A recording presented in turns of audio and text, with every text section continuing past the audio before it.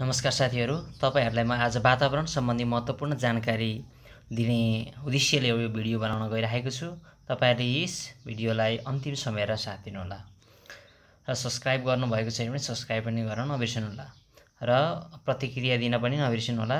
वातावरण म सुरुवात गर्न चाहन्छु। वातावरण सम्बन्धी महत्त्वपूर्ण जानकारी 1 नम्बरमा रहेको छ ब्रुटेन आयोगको स्थापना कसले अथवा कसको नेतृत्वमा भएको हो भनेर भनिएको छ।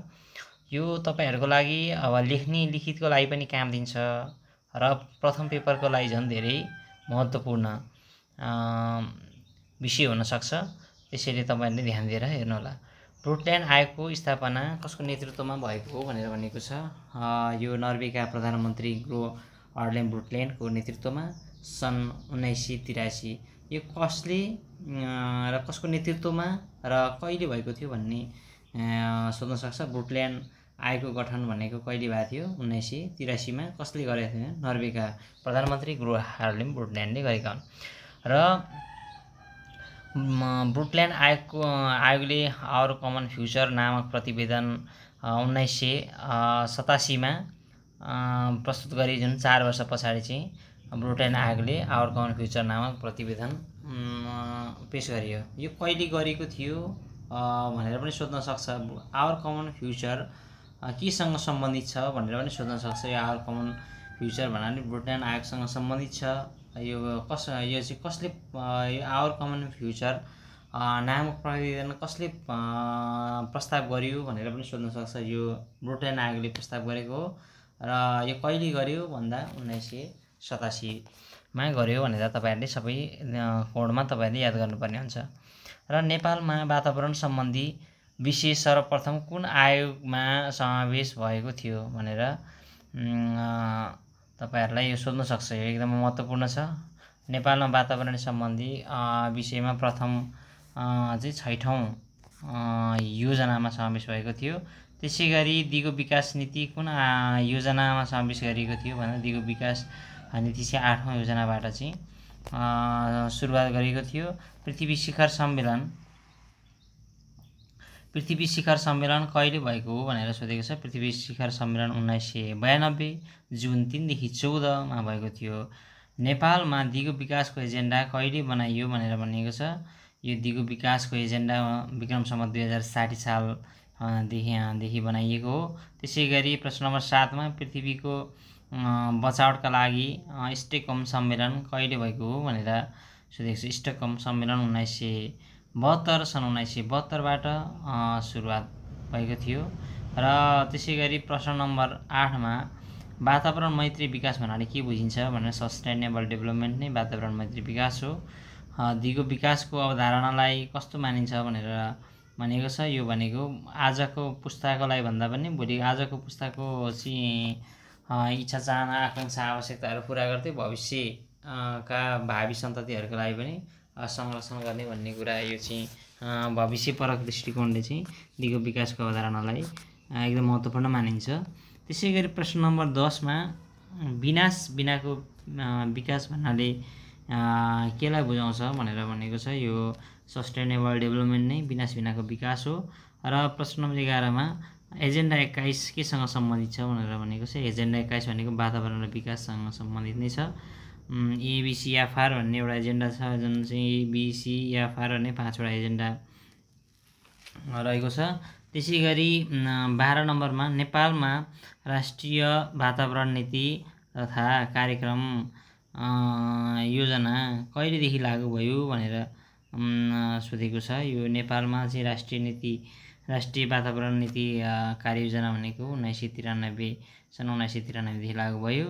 एजेन्डा 21 मा कतिवटा बुँदा रहेको छन् भन्दा 40 वटा बुँदा रहेको छ एजेन्डा 21 मा।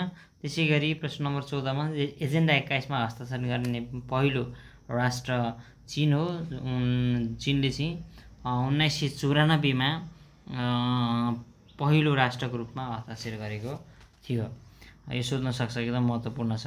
एजेन्डा 21 मा हस्ताक्षर गर्ने पहिलो राष्ट्र र कहिले गरेको थियो? यो दुईटैमा एउटा सोध्न सक्छ। त्यसैगरी नेपालमा विश्व वातावरण दिवस कहिले मनाइन्छ र कहिले मनाउन थालिएको भनेर सोधिएको छ। यो सन् 1976बाट नेपालमा विश्व वातावरण दिवस मनाउन थालिएको हो। त्यसै गरी दिगो विकासको अवधारणा विश्वव्यापी रूपमा कहिलेदेखि अवलम्बन गरेको पाइन्छ भनेर सोधेको छ। यो विश्वव्यापी रूपमा चाहिँ दिगो विकासको अवधारणा 1980बाट उसीको दशकबाट मनाउन सुरु गरिएको थियो र दिगो विकास शब्द प्रयोग गर्ने व्यक्ति भनेको बारबारा वार्ड हुन्। त्यसै गरी दिगो विकासको सम्बन्धी नेपालमा सर्वप्रथम कुन रणनीति कहिले लागू भयो भनेर भनिएको छ। यो कुन रणनीति र कहिलेदेखि लागू गरियो भनेको छ। यो रणनीति भनेको राष्ट्रिय संरक्षण रणनीति नै हो, एनसिएस हैन। यो चाहिँ सन् 1998बाट चाहिँ लागू भयो। त्यसै गरी प्रश्न नम्बर 19मा दिगो विकासका लागि एसिमोडले सञ्चालन गरेको कार्यक्रमको नाम के हो भनेर सोधेको छ। यो नेपाल नेट नै एसिमोडले सञ्चालन गरेको कार्यक्रमको नाम हो र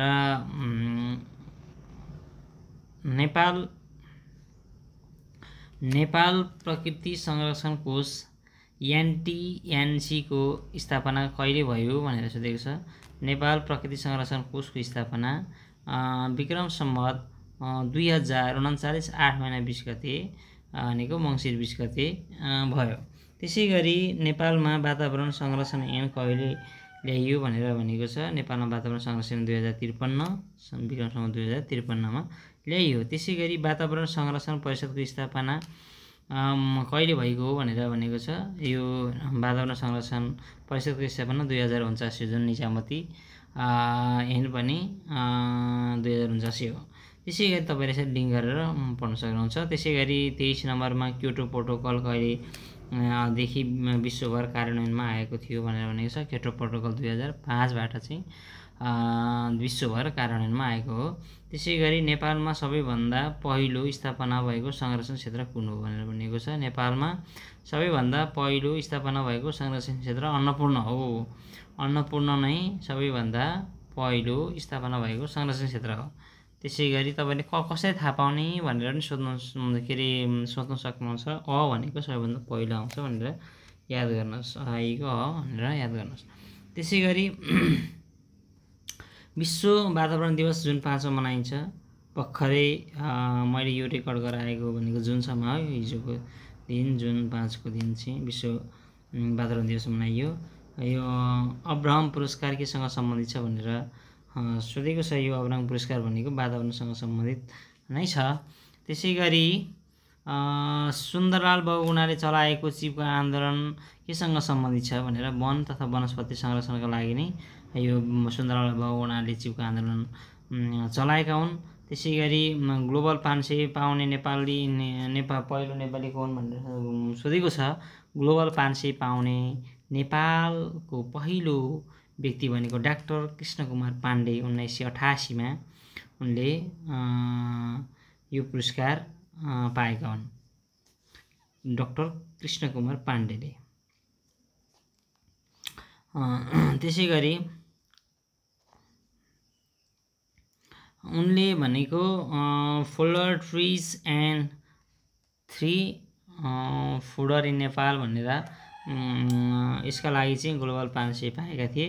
त्यसै गरी WWF भनेको विश्व वन्यजन्तु कोषको स्थापना 1961मा भयो। WWF को स्थापना कहिले भयो त 1961मा भयो। त्यसै गरी एसिमोडको स्थापना कहिले भयो भनेर सोधेको छ। एसिमोडको स्थापना 1983 डिसेम्बर 5 का दिन भएको थियो।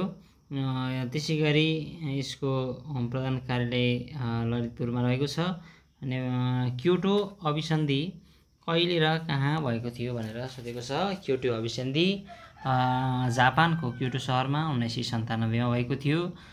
संयुक्त राष्ट्र सङ्घीय वातावरण कार्यक्रम युनेपको स्थापना कहिले भयो भनेर सोधेको छ। यो 1972मा भएको थियो। त्यसै गरी साथी हो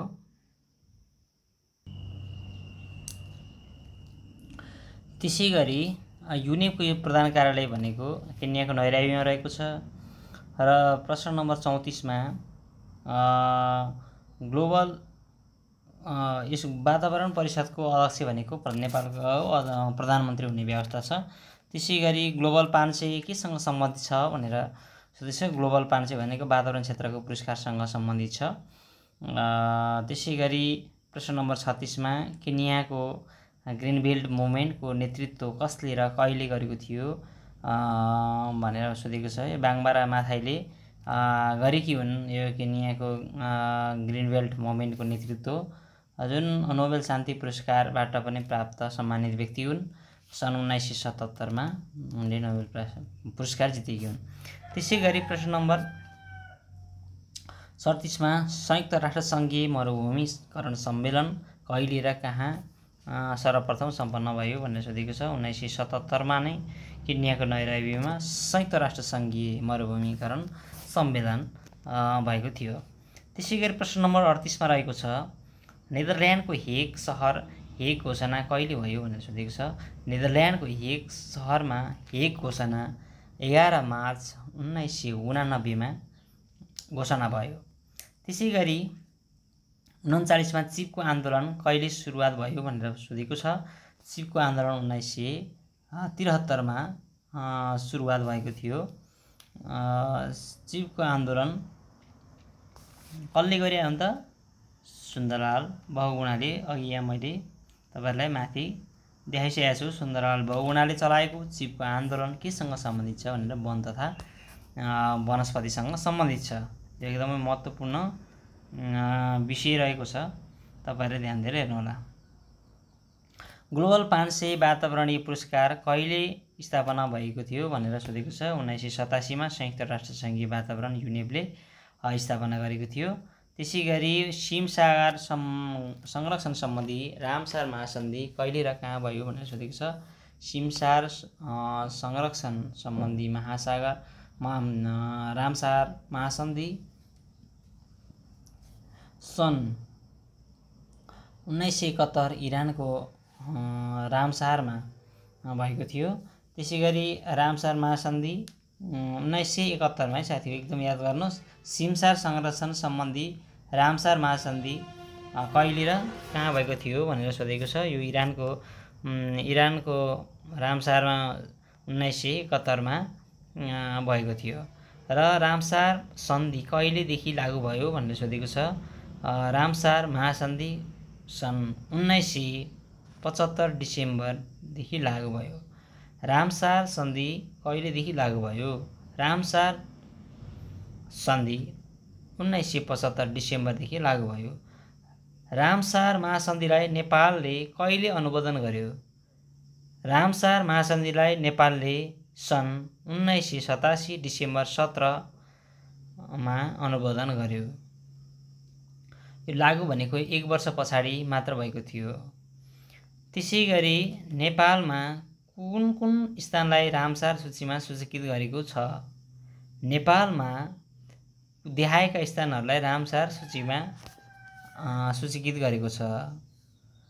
कोसीटप्पु वन्यजन्तु आरक्ष्य कहिले गर्यो त? 1988 मा। 20 हजारिया ताल चितवन 2003। जगदीशपुर जलाशय कपिलवस्तु 2003। घोडागढी ताल कैलाली 2003। सगरमाथा राष्ट्रिय निकुञ्ज 2007। सेफोक्सुन्डो 2007। रारा ताल र निकुञ्ज मुगु 2007। गोसाइकुण्ड रसुवा 2007। माइपोखरी इलाम 2008। पोखराका 9 वटा ताल 2016। त्यसै गरी अर्को प्रश्न छ विश्व सिमसार दिवस कहिले मनाइन्छ? फेब्रुअरी 2 मा विश्व सिमसार दिवस मनाइन्छ। फेब्रुअरी 2। नेपालमा राष्ट्रिय निकुञ्जको संख्या कति छ? 12। नेपालमा राष्ट्रिय निकुञ्जको संख्या 12। नेपालमा वन्यजन्तु आरक्ष्य 1 वटा छ। नेपालमा वन्यजन्तु आरक्ष्य 1 वटा छ। नेपालमा शिकार आरक्ष्य 1 वटा छ। नेपालमा संरक्षण क्षेत्र 6 वटा छ। नेपालमा संरक्षण क्षेत्र 6 वटा छ। नेपालमा मध्यवर्ती क्षेत्र 13 वटा छ। नेपालमा मध्यवर्ती क्षेत्र 13 वटा छ। नेपालमा संरक्षित सूचीमा कतिवटा स्तनधारी जीवहरू रहेका छन्? नेपालमा संरक्षित सूचीमा 27 वटा स्तनधारी जीवहरू रहेका छन्। नेपालमा कतिवटा पंक्षीलाई संरक्षित सूचीमा राखिएको छ? नेपालमा 9 वटा पंक्षीलाई संरक्षित सूचीमा राखेको छ।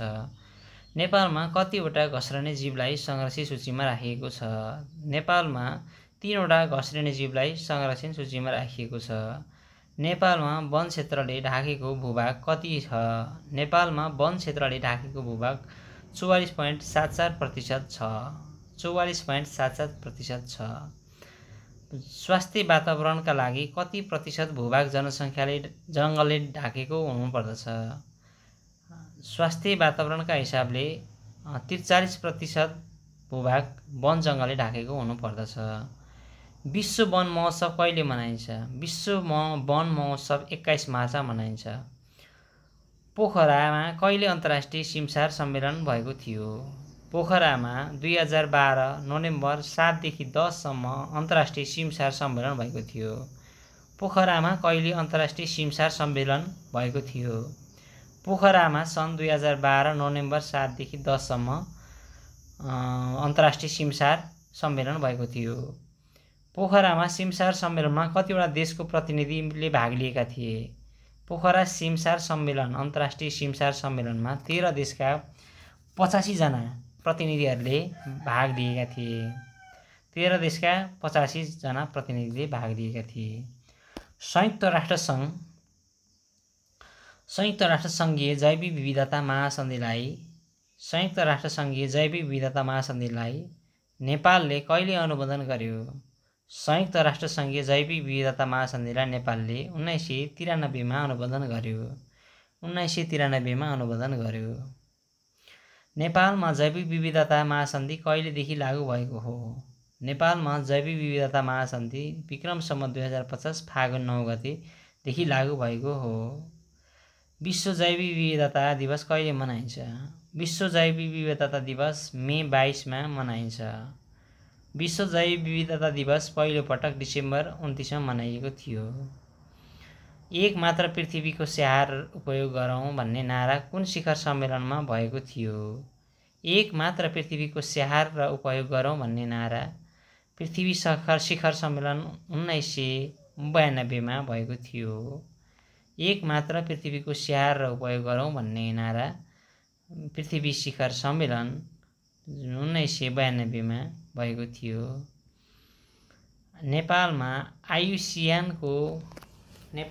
नेपालले आयुसियानको सदस्यता कहिले लिएको थियो? 1973 मा लिएको थियो।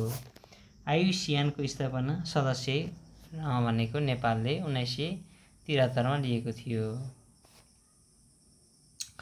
साइटिस केसँग सम्बन्धित छ? साइटिस दुर्लभ जीवजन्तु पशुपन्छी र वनस्पतिसँग सम्बन्धित छ।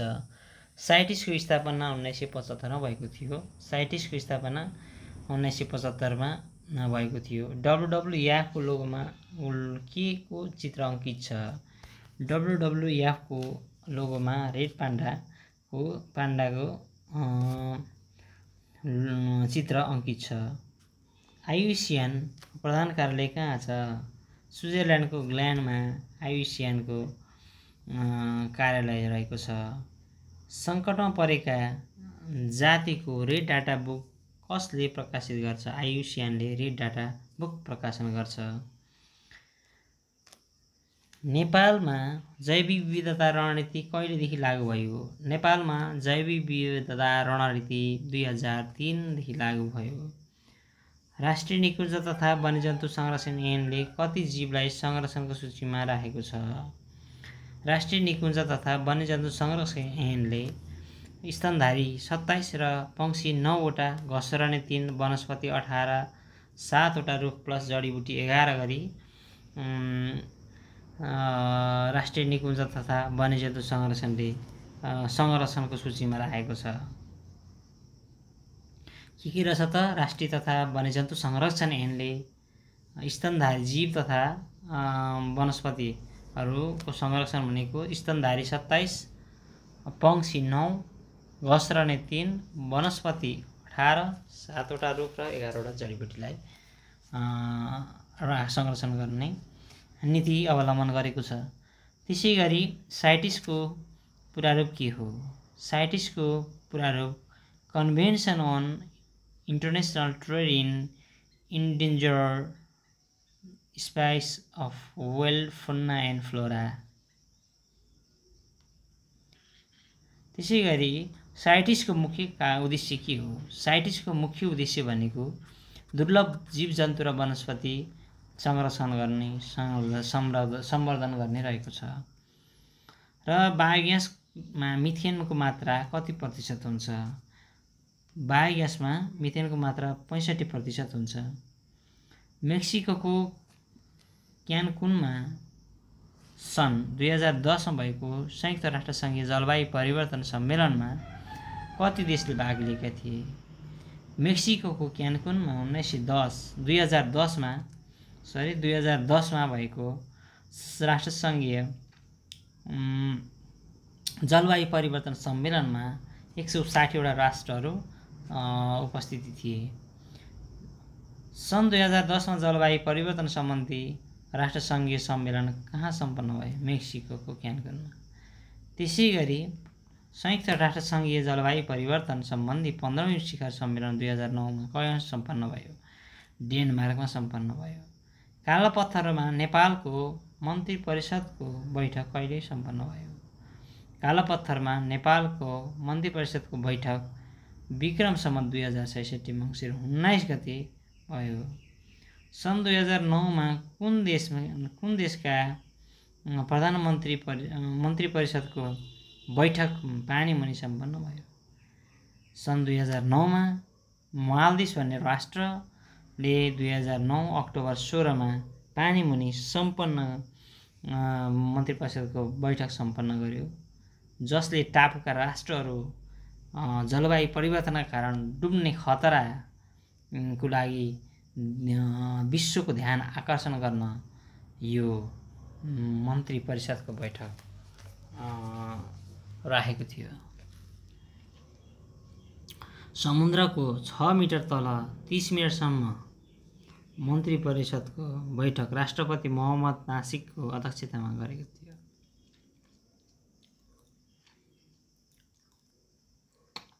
त्यसैगरी जलवायु परिवर्तन सम्बन्धी ग्रेजुएट सम्मेलन विक्रम सम्वत 2067 कार्तिक 29 देखि मङ्सिर 3 सम्म कहाँ सम्पन्न भयो? काठमाडौँमा सम्पन्न भयो। जलवायु परिवर्तन सम्बन्धी ग्रेजुएट सम्मेलन विक्रम सम्वत 2067 कार्तिक 29 देखि मङ्सिर 3 सम्म। ओजन तहको विनाशको प्रमुख कारण तत्त्व के हो? क्लोरोफ्लोरोकार्बन हो, CFC। कतारको दोहामा सम्मेलन क्योटो प्रोटोकलको समय कति बढाउने निर्णय गरियो? 2020। हरितगृह प्रभावको अवधारणा ल्याउने वैज्ञानिक को हुन्? हरितगृह प्रभावको अवधारणा ल्याउने वैज्ञानिक फ्रान्सका वैज्ञानिक बेरेन्जिन फेरियर 1926।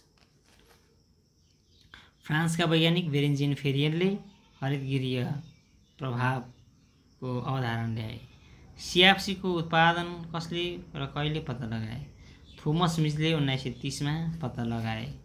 CFC को उत्पादन थोमस मिज। ओजन तह वायुमण्डलको कति प्रतिशत उचाइमा पाइन्छ? 25 देखि 40 किलोमिटर। ओजन तह वायुमण्डलको 25 देखि 40 किलोमिटरसम्म पाइन्छ। अन्टार्कटिकाको अन्तरिक्षमा देखिएको ओजन तहमा रहेको प्वाललाई के भनिन्छ? होलिवे को नामले अन्टार्कटिकाको अन्तरिक्षमा ओजन तहमा परेको प्वाल हो। यो विभिन्न धनी शक्तिशाली राष्ट्रहरूले आफ्नो आणविक हात हतियार त्यस ठाउँमा चाहिँ अभ्यास गर्ने भएको कारणले गर्दा यो ओजन तह अन्टार्कटिका महादेशमा जुन चाहिँ मानव बस्ती नै नरहेको ठाउँमा यो ओजन तहमा प्वाल परेको छ, जसको नाम रहेको छ होलिवे। यहाँ विभिन्न शक्ति राष्ट्रहरूले त्यही ठाउँमा नै एउटा अभ्यासको केन्द्रबिन्दु बनाएको कारणले गर्दा आणविक हात हतियारको प्र्याक्टिस र प्रक्षेपण गरेको कारणले गर्दाखेरि त्यो ठाउँमा होलिवे भन्ने नाम दिएको यो जनतहमा प्वाल परेको छ। नेपालमा प्रत्येक वर्ष कति डिग्री सेल्सियस तापक्रम वृद्धि भइरहेको अनुमान छ? नेपालमा 0.06% 0.06 डिग्री सेल्सियस तापमान वृद्धि भएको अनुमान छ। सन् 1996 मा हरितगृह प्रभाव सम्बन्धी राष्ट्रव्यापी महासन्धि सँग सम्बन्धित शिखर सम्मेलन कहाँ भएको थियो? 1996 मा हरितगृह प्रभाव सम्बन्धी राष्ट्रसङ्घीय महासन्धि सम्बन्धी शिखर सम्मेलन स्विजरल्यान्डको जेनेभामा सम्पन्न भएको थियो। त्यसैगरी जलवायु परिवर्तन सम्बन्धी 15औं शिखर सम्मेलन कहिले र कहाँ सम्पन्न भयो? जलवायु परिवर्तनसँग सम्बन्धित 15औं शिखर सम्मेलन 2009 डिसेम्बर 7 देखि 18 डेनमार्कको कोपनहेगनमा सम्पन्न भएको थियो। जलवायु परिवर्तनसँग सम्बन्धी 15औं शिखर सम्मेलन डेनमार्कमा सन् 2009 देखि डिसेम्बर 7 देखि 18 सम्ममा भएको थियो डेनमार्कको कोपनहेगनमा। पृथ्वी दिवस कहिले मनाइन्छ? अप्रिल 22 को दिन पृथ्वी दिवस मनाइन्छ। ग्रिनपिसको स्थापना कहिले भएको थियो? सन् 1971 मा ग्रिनपिसको स्थापना भएको थियो। वातावरणीय क्षेत्रको सबभन्दा ठुलो पुरस्कार कुन हो? वातावरणीय क्षेत्रको सबभन्दा ठुलो पुरस्कार ब्लू प्लानेट अवार्ड हो। EIA इन्भाइरोमेन्ट इम्प्याक्ट एसेसमेन्टको पूरा रूप के हो? EIA को इन्भाइरोमेन्ट इम्प्याक्ट एसेसमेन्ट हो। IUCN को स्थापना 1948 मा भएको थियो। IUCN ले के गर्छ त? रेड डाटा डिस्प्ले प्रकाशन गर्छ। नेपाल IUCN को सदस्यता 1973 मा लिएको थियो। अर्थवाचको स्थापना कहिले भयो? 1971 मा अर्थवाचको स्थापना भयो। ब्लू प्लानेट अवार्ड कहिले स्थापना भएको थियो? जापानले स्थापना गरेको थियो। सन् 1992 मा स्थापना भएको थियो। ब्लू प्लानेट अवार्डको राशि 5 करोड येन रहेको छ।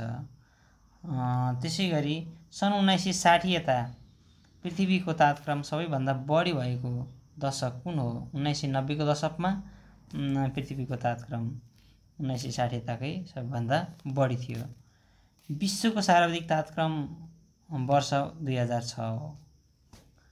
विश्वको सबैभन्दा सर्वाधिक तापक्रम 2006।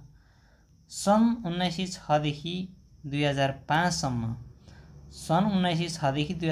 सम्म 100 वर्षमा पृथ्वीको औसत तापक्रम 0.74 डिग्री सेल्सियस रहेको थियो। 1906 देखि 2005 सम्म 100 वर्षको औसतमा पृथ्वीको तापक्रम 0.74 डिग्री सेल्सियस वृद्धि भएको थियो। 30 वर्षमा नेपालको औसत भनेको 0.06 सेल्सियस डिग्री सेल्सियसले चाहिँ वृद्धि भएको थियो। नेपालमा विश्वको कति प्रतिशत हरितगृह ग्यास उत्सर्जन हुन्छ? 0.025% चाहिँ विश्वको 0.025% हरितगृह ग्यास उत्सर्जन हुन्छ। सन् 2100 सम्म समुद्र सतह कति बढ्ने अनुमान गरेको छ? 30 सेन्टिमिटरसम्म बढ्ने अनुमान गरेको छ। र जलवायु परिवर्तन सम्बन्धी पर्वतीय राष्ट्रहरूको वातावरण मन्त्री स्तरीय सम्मेलन कहाँ र कहिले भयो?